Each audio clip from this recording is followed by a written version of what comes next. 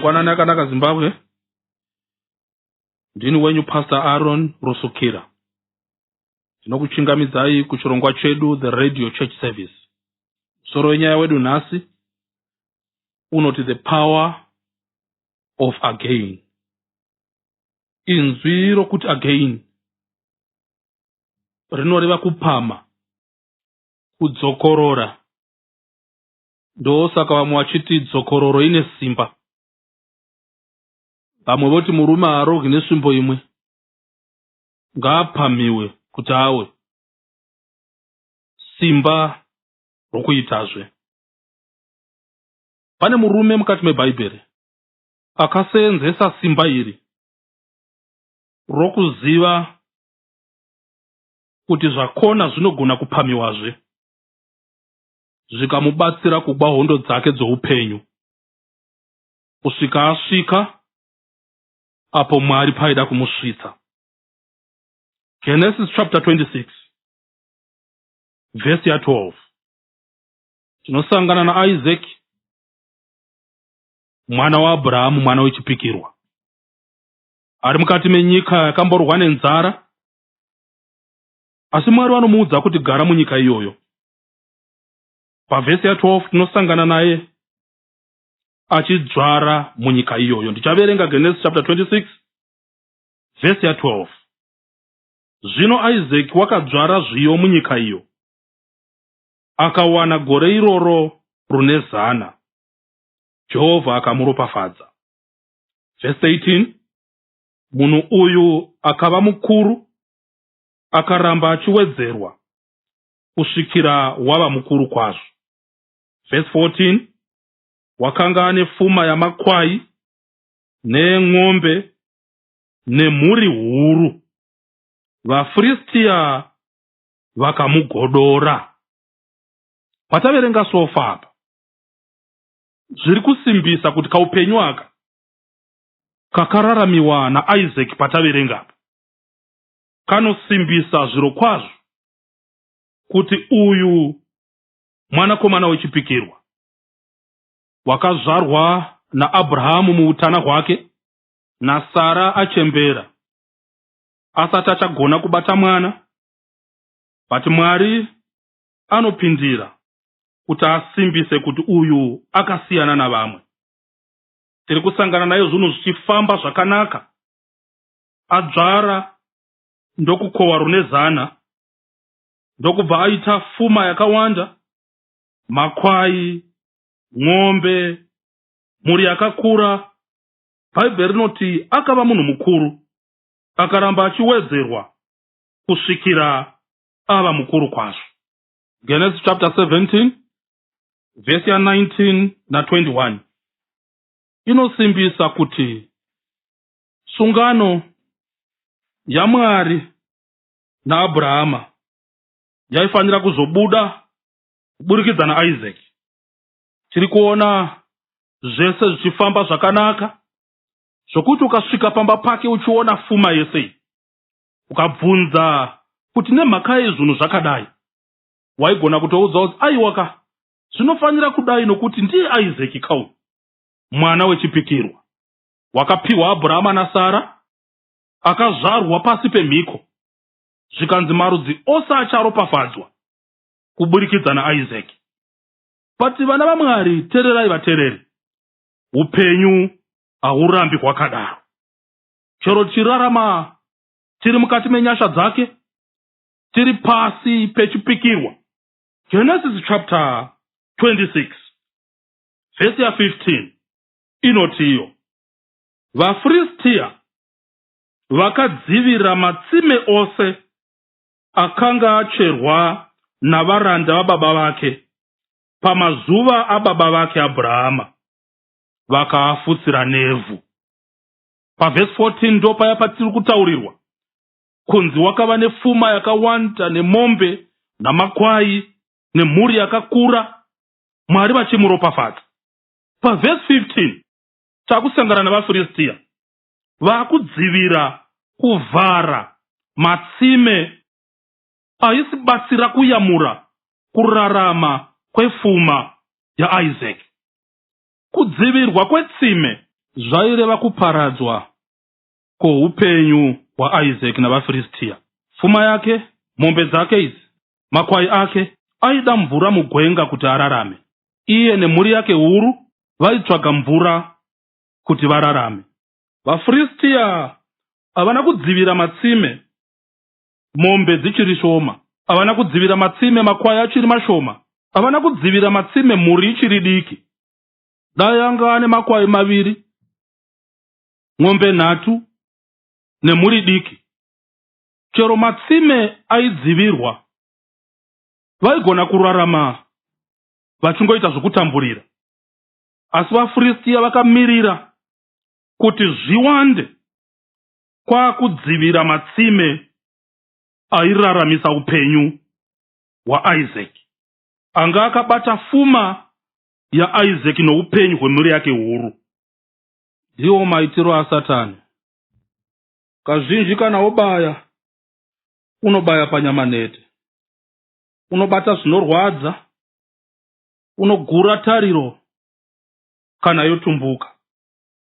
Unogona kumirira paunoporomotewa, ndo paunodzingirwa basa.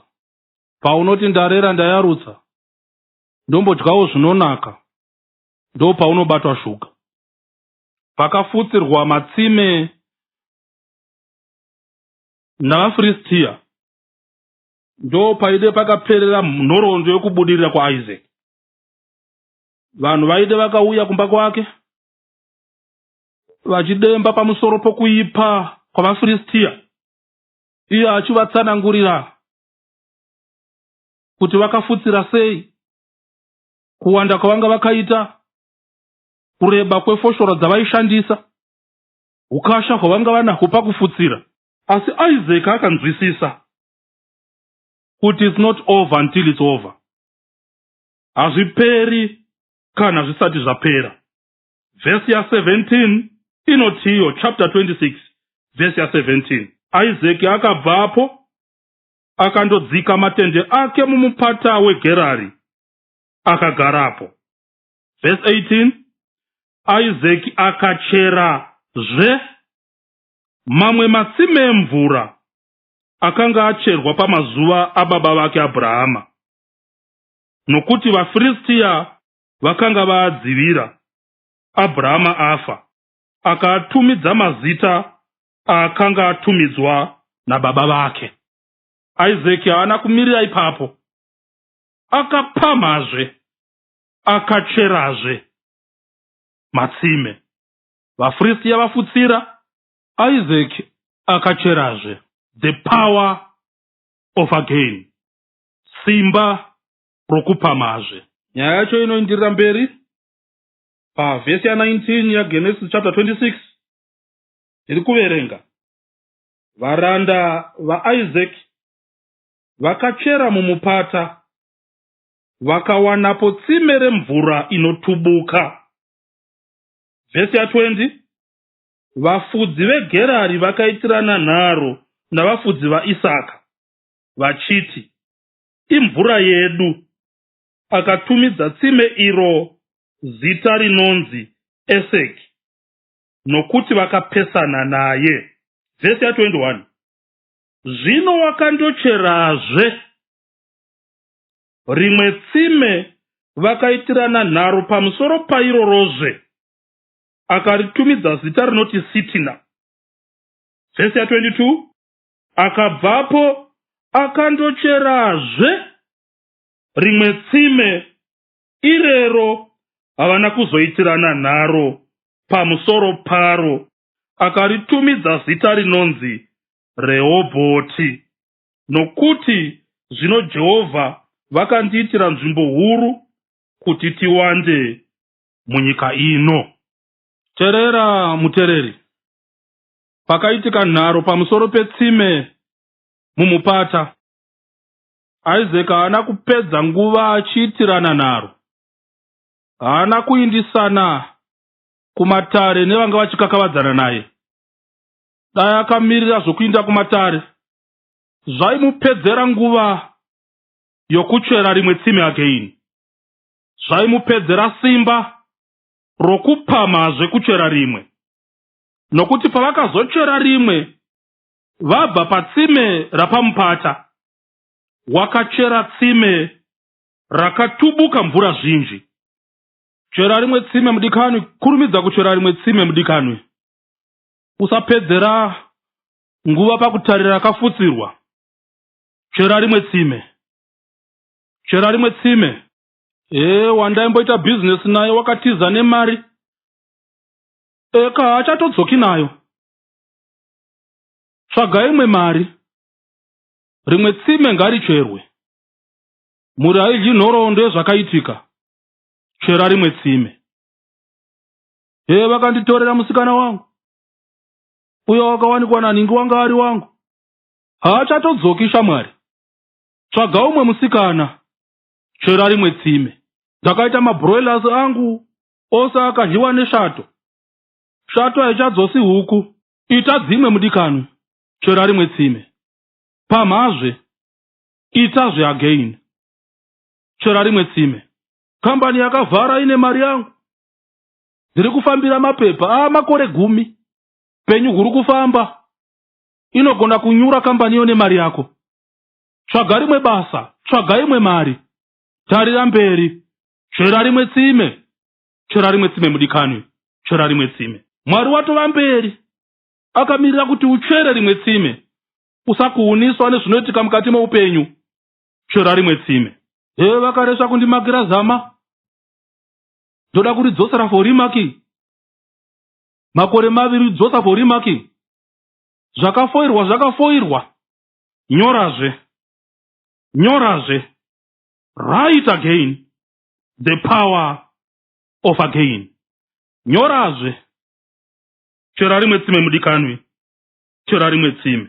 Usanyengerera vaFiristia kuti vavhukunyurira rakafutsirwa. Basa ravo kufutsira. Iwe chera rimwe tsime. Chera rimwe tsime. Pamhazve. Dzokorora. Chera rimwe again. Hauzi utera kana kushaya kutenda. Kuchera rimwe tsime. Isaac mwana wechipikirwa. Ane zodzo yaMwari. Akazvarwa mumhiko. Mwari vanga varipo. Matsime achifutsirwa. Asi simba raMwari raivonekwa paaizochera rimwe tsime. Ramba achichera matsime. Chera rimwe tsime mudikanwi. Chera rimwe tsime. Samsoni munaziri waMwari. Zvibvunze muterere kuti nemhaka yeMwari akaisa simba raSamsoni muvhudzi. Asina kuriisa muruoko. Asina kuriisa mumakumbo. Aiziva kuti vaFiristia chero vaizovevura vhudzi. But vhudzi rinomerazve. The power of again. Vatongi chapter 16 verse 22. Inoti, asi vhudzi romusoro wake rakatanga kurebazve shure kwokuvevurwa kwake. The power of again. Terera mutereri. Handina ine nhoroondo yezvakaitika saSamsoni pamakumbo aDherira. But Mwari unopa another chance. Unopa mukana wokupamhazve. Akarega vhudzi raSamsoni richimera. Dai simba raiva muruoko, ruoko rukagurwa harumeri, gumbo rikagurwa harimeri. But Mwari wakaisa simba muvhudzi, achiziva kuti muvhudzi there is power of again. Taurira muvengi wako unoti wapera. Muudze kuti aiwa handisati ndapera. Ndinomuka again. Vanoti hausisiri chunhu. Vaudze kuti ndiri chunhu pamberi paMwari. Ndinosimuka again. David muzodzo waMwari pairova Goriati. Haana kunonga dombo rimwe. Mwari wakamufemera kuti nonga matombo 5 kuti agare akachengeta simba. The power of again. Dai rokutanga rakapotsa, aikanda repiri again. Dai repiri rakapotsa, anga ane retatu again. Dai retatu rakapotsa, aizomuwisa nerechi5. Mwari munyasha dzake achiziva kuti rokutanga haripotsi. But akati aiwa ngaanongwe ari 5 achisimbisa the power of again. Simba rokupamazve. Matthew 7 verse 7. Kana ichiti gogodzai muchazarurirwa. Kugogodza hakuzi kuguma kamwe. ukawa kamwe kunzi gu, hauzaruri goni, unoti pane chadona. Kunonzi kugogodza, kuti gu, woti gu, woti again gu, woti again gu, unozarurirwa. The power of again. Bhatomio paJeriko haana kudanidzira kamwe, wakadanidzira vakati nyarara, but akadanidzira again. Vakati nyarara, akadanidzira again. Kusvika Jesu amunzwa, haana kumunzwa pakutanga, akamunzwa paakapamhazve again. Mvura inodikanwa. Hatimwi nhoroondo yemafutsirigo yetsime, kunomwiwa mvura. Hatigezi nhoroondo, kunogezwa nemvura. Mbudzi namakwai nemombe hazvimwi nhoroondo, zvinomwa mvura. Tsime ngaritsvegwe again.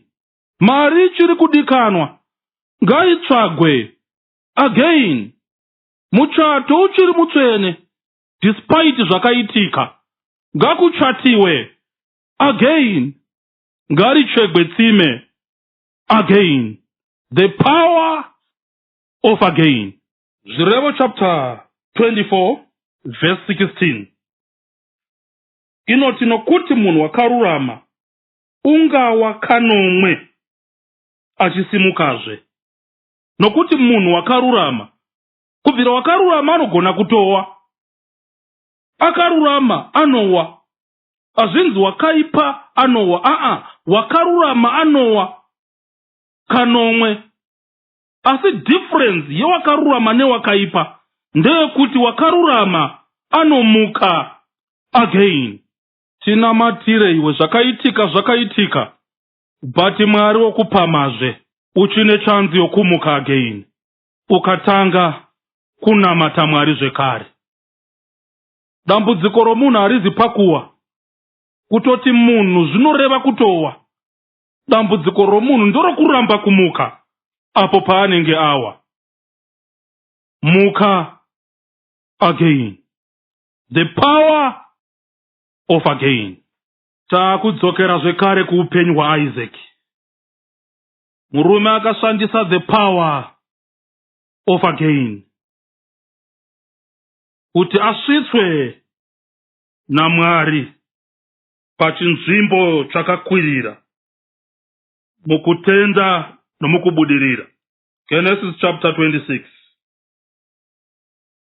verse 22. Pana 21 ndo paya paakachera tsime vakaitirana nharo naye, akaritumidza kuti Sitna. Verse 22 ndiri kuverenga. Akabvapo akandocherazve rimwe tsime irero, havana kuzoitirana nharo pamusoro paro, akaritumidza zita rekuti Rehobhoti. Pane temptation huru panapa. Dai ndirini ndaitogara paRehobhoti, ndoti rugare rwauya hapachina nharo apa. But aiziva kuti chero vashaya nharo neRehobhoti, Rehobhoti hariziro tsime riri better. It's not the best well.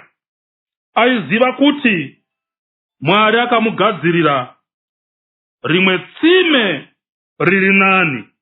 Ndosaka paverse 23 Bhaibheri rinoti, akabvapo akakwira Bherishebha. Jehovha akazviratidza kwaari usiku irwohwo. Mwari haana kuzviratidza paRehobhoti, akazviratidza paBherishebha. Mutereri nditerere, dzidza kuti no kune zviri good, kuti ugozowana mukana wokuti yes kune zviri best. Mwari akazviratidza kuna Isaac abva paRehobhoti akwirira kuenda paBherishebha. Kwaunogara kuri right, kuri good, but usarivara. Mwari anoda kukuisa kuri best. Bhasikoro raunochovha riri good, but Mwari anoda kukupa chimwe chifambiso chiri best. Zvaunopfeka zviri good, but Mwari anoda kukupa zvimwe zviri nani, zviri best.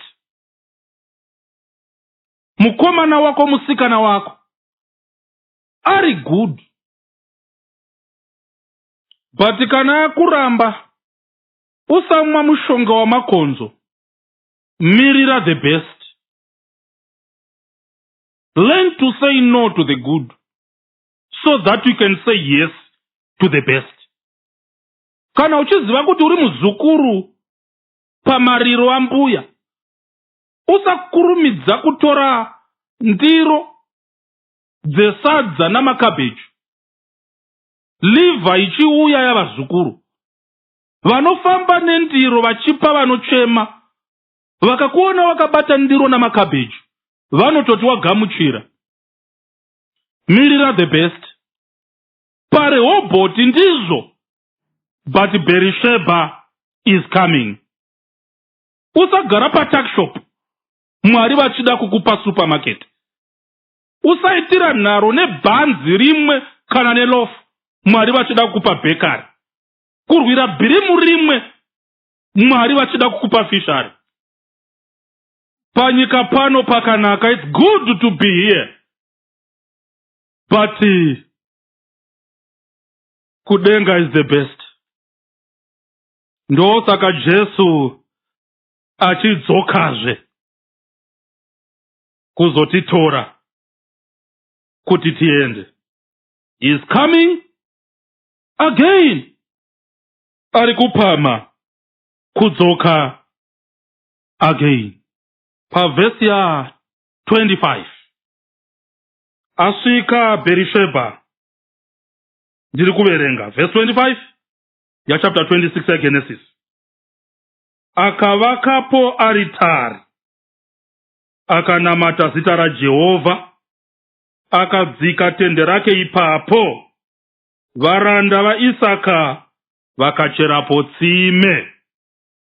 Panga pava nezvinhu zvitatu paBherishebha zvaidyidzana: tende, tsime nearitari. Musha ndotendeka, aritari ndokereke, tsime iprojekti kana business. Mombe dzaimwa patsime, dzondobayirwa paaritari, muri yofara. Verse ya 26. Abhimereki uya waifutsira matsime aIsaac, wakati anzwa kubudira kwaIsaac, akatevera paBherishebha. Akazokumbira kuyanana, akakumbira kuyanana naIsaac. Haana kumuitira utsinye, akamubata zvakanaka, akamuitira zvakanaka. Sapedza nguva uchigwa navavengi vako, shera matsime. Kana vafutsiri vadzoka, vape mvura yapatsimedzva, vamwe murugare, varegerere, nokuti ndiJehovha wako unokupa nyasha nesimba rokucherazve. Vhesi ya 32 ndiri kuverenga. Nomusi iwoyo varanda vaIsaka vakavuya, vakamuudza kuti vakanga vachera tsime, vakati kwaari, mvura taiwana. 33 Akaritumidza zita rinonzi Shibha. Naizvozvo zita reguta ndiBherishebha kusvikira nhasi. Tsime rakazotsvegwa kwokupedzisira paBherishebha naIsaka rakazoita kuti guta ritumidzwe zita rinobva patsime raIsaka. Ramba uchichera kusvika wasvika paBherishebha. Tsime rauchacherako kupedzisira richashandura nzvimbo. Kusvika nanhasi, capital city kuIsrael yeprovinsi yeNegev inotonzi Bherishebha, ichitumidzwa kubva patsime rokupedzisira rakachegwa naIsaka paBherishebha, Mwari achizviratidza kwaari. Nzvimbo yaakadzika tende rake ndokuvaka aritari, ndokuchera matsime ipapo. Mwari ngaakuitire zvakanaka muteereri. Ndoda kutora nguva ino kuti ndinamatire vanoda kucherazve. Handizivi vaFiristia vakafutsira tsime rako, but unoda kutanga zvekare, unoda kucherazve. Handizivi area yakafutsirwa navaFiristia, asi unofanira kucherazve. The power of again. Unofanira kucherazve. Unofanira kucherazve. Unofanira kucherazve. The power of again. Baba wedu vari kudenga, muzita raJesu muponesi wedu, tina matsime akafutsirwa nomuvengi. Tinokumbira kupiwa simba rokucherazve. Kana akafutsira, tigocherazve. Kana akafutsirazve, tigocherazve. Svika matisvitsa paBherishebha yedu. Ariko angaopera tari, mwangaopera simba, mutsai moyo yedu.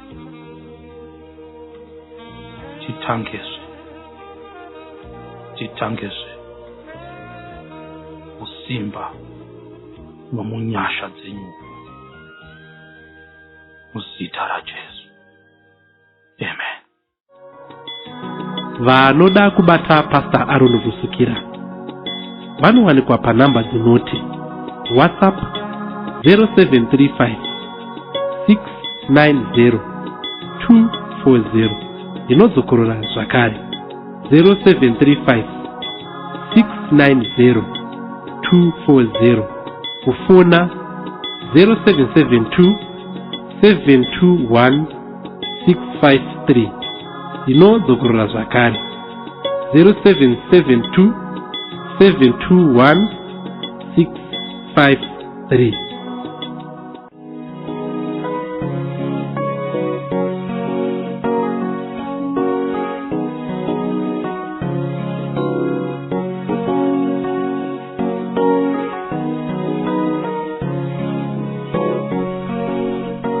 Rapera haro gore, rapera. Vamwe vaita uri pedzi, asi ratopera wani. Gore rapera. Vamwe vaiti tinoripedza chete, vakapera risati rapera, asi rapera haro gore, rapera. Kumubi nomubirwi, murambi nomurambwi, mutukwi nomutuki, mukonesi nomukoneswi, mupingi nomupingwi, mushayiwi nomushayiswi, raperera vose. Rapera haro gore, hazvinei, rapera. Umwe wakasungwa mugore ireri, umwe wakasunungurwa mugore ireri, umwe wakapinda mujere, umwe wachibuda. Hazvinei, asi rapera haro gore, rapera. Umwe wakawana uchirikadzi, umwe wachiwanikwa, umwe wakatenga mota zvake zvaita, umwe wakavesa danga.